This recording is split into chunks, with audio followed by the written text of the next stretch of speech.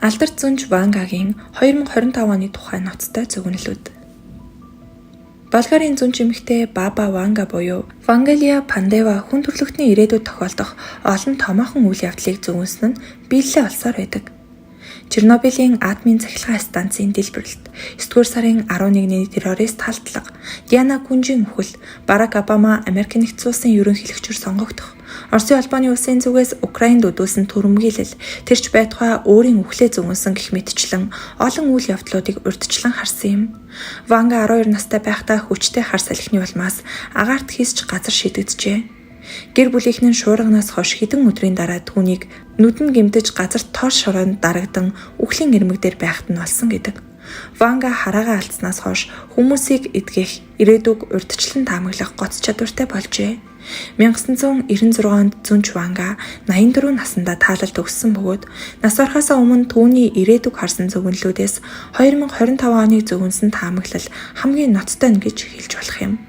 2025 онд биднийг чухам юу хүлээж байгааг хамтдаа сонирхцгоё. Харь гаргийн соёл иргэншилтэй холбоо тогтооно. Зунж Вангагийн таамаглалуудад их хвчлэн гариг ертөнцийн хачирхалтай үзэгдлүүд багтсан байдаг. 2025 онд ч ялгаагүй ийм л байх болно. Учир нь Вангагийн өөр нэг гайхалтай зөвгөнлөөр хүн төрөлхтөн харь гаргийн соёл иргэншилтэй холбоо тогтоох бөгөөд энэ нь хамгийн хачирхалтай нөхцөл байдлаар буюу дэлхий дээр болох спортын томоохон арга хэмжээний үеэр тохиолдно гэжээ. Түүний энэ таамаглал 2025 оны хамгийн сонирхолтой таамаглал юм. Энэ нь Баба Вангагийн 2025 оныг спорттой холбон таамаглаж буй цорын ганц таамаг биш. Магадгүй тэдгээр харь гаргийн зочид үндэсний хөлбөмбөгийн тэмцээний дундуур ч юм уу гинэт гарч ирэн хагас цагийн шоуг тасалдуулж дэлхийн нийтийг гайхшруулж орхих байх. Тэд тайван замаар ирэх үү? Эсвэл илүү харгас уулзалт болох уу гэдг нь сонирхолтой. Дэлхий дээр тэдний ирэх зорилго тодорхой бос нууц байх ч магадгүй энэ уулзалт нь хүн төрөлхтөн болон шинжлэх ухааныг бүхэлдэн цочирдуулах нь гарцаагүй. Дональд Трампыг засгийн эрхэнд гарсны дараа Америк нэгдсэн улсын засгийн газар харь гаргийнхантай холбоотой бүх файлыг дэлгэнэ гэж амласан тул энэ таамаг үнэн байх магадaltaй юм. Хүний эд эрхтэнд лаборатори дургуулснаар дундаж наслалт уртсан. Зунж Ванга 2025 онд ангаах ухааны салбарт шинэ хувьсал гарч лабораторид хүний эд эрхтэн ургуулж байгааг харах жил болно хэмээн зөвгөнжээ.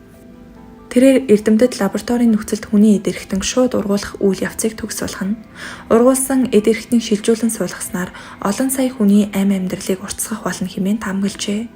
Хэрвээ энэ нээлт амжилттай болвол орчин үеийн ангаах ухааны хамгийн том ололтуудын нэг гэж үнэлэгдэх нь гарцаагүй. Лабораторид ургуулсан зүрх, уушиг, бөөрийн ачаар хүн төрөлхтөн эрүүл мэндийн хамгийн тулгамдсан асуудлуудыг хялбархан даван туулах болно. Энэ нь хүний дундаж наслалтыг 120 гаруй жил болгоод зогсохгүй өмнөхөөсөө илүү урт эрүүл амьдрах боломжийг олгоно хэмээн зарим судлаачид үзжээ. Мөн Ванга хорт хавдрын эмчилгээнд мэдэгдэхүйц ахиц дэвшил гарна хэмээн таамагласан байдаг. Телепати бодит байдал болж хувирна. Зунж Вангагийн хэлснээр телепатийн шинжлэх ухааны уран зөгнөлийн хүрээнээс гарч бодит байдал болох гин. Та бодлоо өөртөө хадгалах нуух дуртай бол 2025 онд энэ нь боломжгүй болно. Тэгэхээр 2025 он хүний оюун санааны нууцыг тайлах жил болох магадaltaй юм. Эрдэмтэд хүний оюун санааны нууцыг нээж тархины долгионоор шууд харилцах боломжийг олж мэднэ хэмээн тэр таамаглажээ. Гар утсаар мессеж чат бичих шаардлагагүй болж хүмүүсийн хооронд бодол санаа нь урсдаг ертөнцийг та төсөөлөд үзтээ. Гайхалтай биш гэж үү? Элон Маскын тархинд суулгадаг чипийн тусламжтайгаар хүн технологиг удирддаг телепати долгион үүсэх боломжтой гэдгийг нотолсон.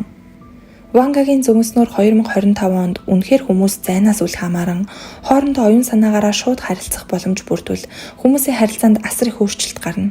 Магадгүй инээдтэй сонсогдохч бид хэрхэн суралцахаас эхлээд нийгэмшиг хүртэл бүх зүйлийг өөрчлөх болно. Тархины долгионыг ашиглан хүмүүсийн хооронд шууд харилцдаг болсноор илүү дотн болж болох ч эсвэргээрээ зарим хүмүүсийн хувьд хамгийн аимшигтай хар тарсан зүйл байж ч болох юм. Луис Хэмилтон 8 дахь удаага дэлхийн аварга болно.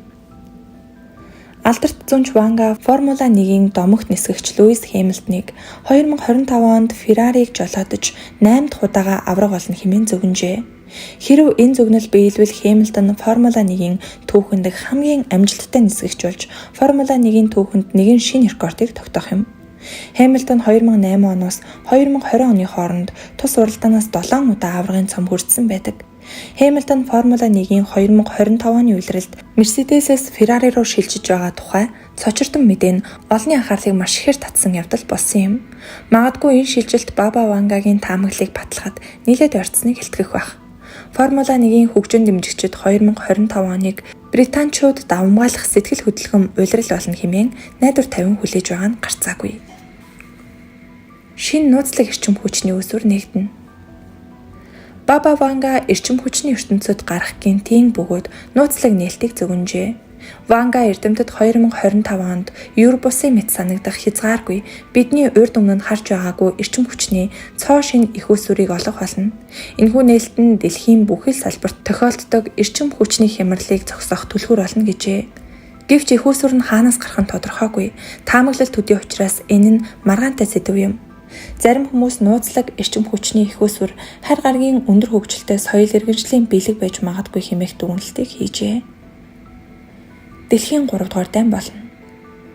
Ванга 2025 онд томоохон улс орнуудыг хамарсан их хэмжээний сүрэл, үхэл, эмх замбраагүй байдал үүсгэсэн дэлхийн 3 дугаар дайн эхлэн хэмээн таамагласан бөгөөд Америкийн нэгдсэн улс Хятад хоёрын хоорондын үл ойлголцлоос болж мөргөлдөөн үүснэ гэжээ.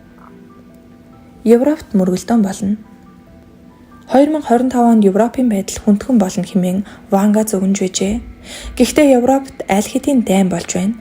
Орос Украин руу довтолж мөргөлдөөн гамшигт хурцдмал байдал руу ойртож байгаа бөгөөд үүний хохирогч нь зөвхөн Украинчууд төдийгүй Европын оршин суугчид болсон юм. Гэхдээ Украин дахь мөргөлдөөн тун удахгүй дуусах ёстой гэж зүүн билэгч таамаглажээ. Ванга 2025 онд Европт томоохон хэмжээний мөргөлдөөн гарч энэ нь твийн хүн амыг мэдэгдэхүйц бууруулахад хүргэнэ хэмээн тайлбарлажээ. Мөн сэр мөхлийн ирмэгт ирэхэд баруун болон дорнодын хооронд ширүүн мөргөлдөөн болно. Сэр ялагчийн хөлд унах болно. Гэхдээ ялагч нь хинч биш гэж мэдэгджээ.